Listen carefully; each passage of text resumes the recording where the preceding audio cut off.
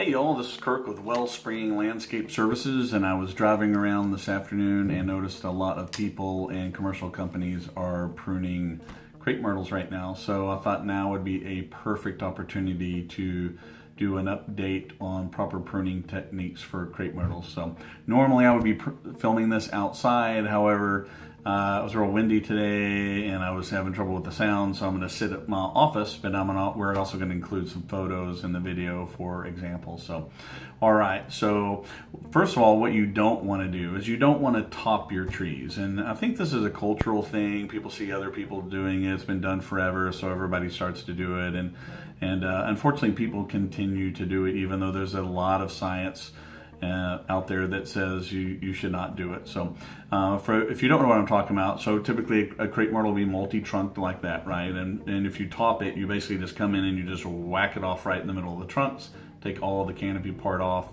and you're just left with some basically trunks poking up out of the ground. So not good for the tree at all, complete waste of your time and effort. So when you do that, you're basically destroying the natural beauty of the tree, you're destroying the integrity of the tree, and it's just not a good thing to do.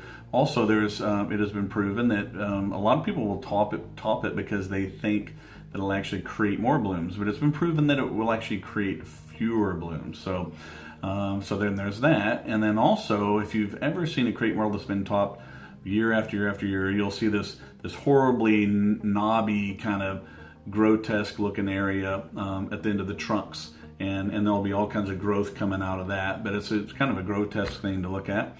And all that new growth that does come out will be very thin and weak. So there you go. Don't top your trees. Don't top your crepe myrtles. It's not a good thing to do. So how do you prune them properly? Well, first of all, you'll notice there'll be suckers or what's called water sprouts that'll be coming out either at the base of the trunk where the ground is, or all over the trunk. So this is all the new little green growth coming out.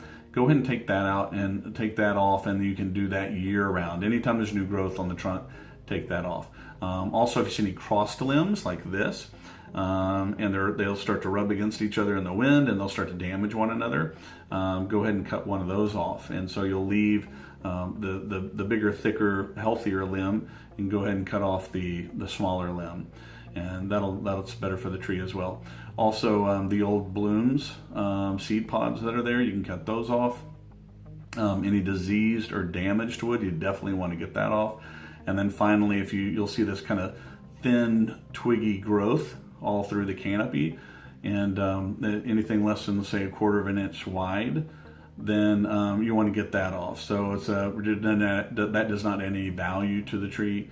And so you can go ahead and get that off too. So it can be a bit time consuming, but the results will be really great for your crepe myrtle, and the results will be a lot healthier crepe myrtle as well. So lastly, if you have a crepe myrtle that was planted at the wrong place, I'm sure it wasn't you that planted it, it had to be somebody else, but let's just say it was planted too close to the house, or it finally grew up and now it's growing up into the house and against the windows and the eaves of the house, and you're constantly having to prune it back to get it off the house.